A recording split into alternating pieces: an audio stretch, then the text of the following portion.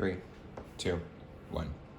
Hi there, and welcome to another edition of Tobin Talks, a very informal edition it is. We don't have our best sound or lighting, but we're doing the best we can, and we hope you are as well. So, let's get right at it.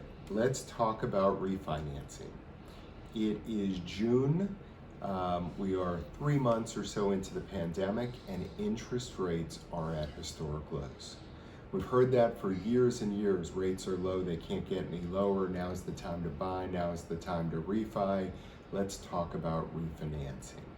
Refinancing is when you pay off your mortgage with another mortgage, or you take out a mortgage against property that is unencumbered or free of a mortgage. All right, whenever you're doing a refinance under federal law, if it's your primary residence, you have a 3-day right to rescind, meaning you can change your mind for 3 days after you sign the loan docs before the money gets funded. That rescission right doesn't apply to anything other than primary residence. Now, let's talk about what you should do when you want to refi.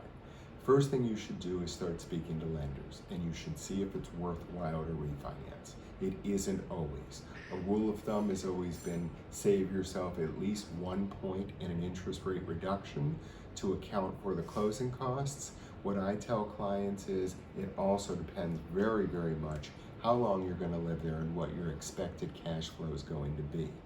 So then you determine, why am I refinancing?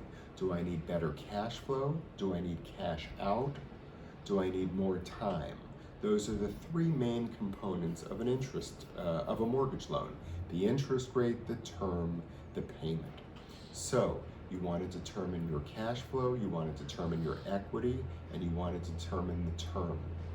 The longer you stretch the payment, the shorter it will, the smaller the interest payment will be, the total payment, but the longer the term. Now, let's talk about loan to value ratio. You will hear LTV mentioned all the time in mortgage financing. That's the loan to value ratio. That's the ratio of the amount you want to borrow against the value of the property. Lenders lend based on credit risks generally of the borrower's creditworthiness, and on the collateral. The collateral is the mortgage. That's what they're going to hold as collateral until you repay. So the less you want to borrow against the higher value property, the safer a loan it is and the better terms you should get. The higher percentage of debt to equity or loan to value you want to borrow, the riskier it is for a lender, the more you may have to pay, the harder it may be. And you may in fact have to pay an insurance premium to the lender called mortgage insurance if you borrow more than 80% of your loan to value. Now, once you figure out what you want to do, you go to a trusted loan officer. That's very important. You make sure you understand what they're offering and you shop it around. There is absolute negotiation when it comes to mortgage financing. Then you hire your attorney to represent you and handle the title and closing work, so that your attorney reviews the documents, disperses the money, and guides you step by step through the process. All right, so that's a little bit about refinancing. The what's, the when's, the with who's. If you have any questions, as always, feel free to call our office, and we thank you for listening. Have a great day.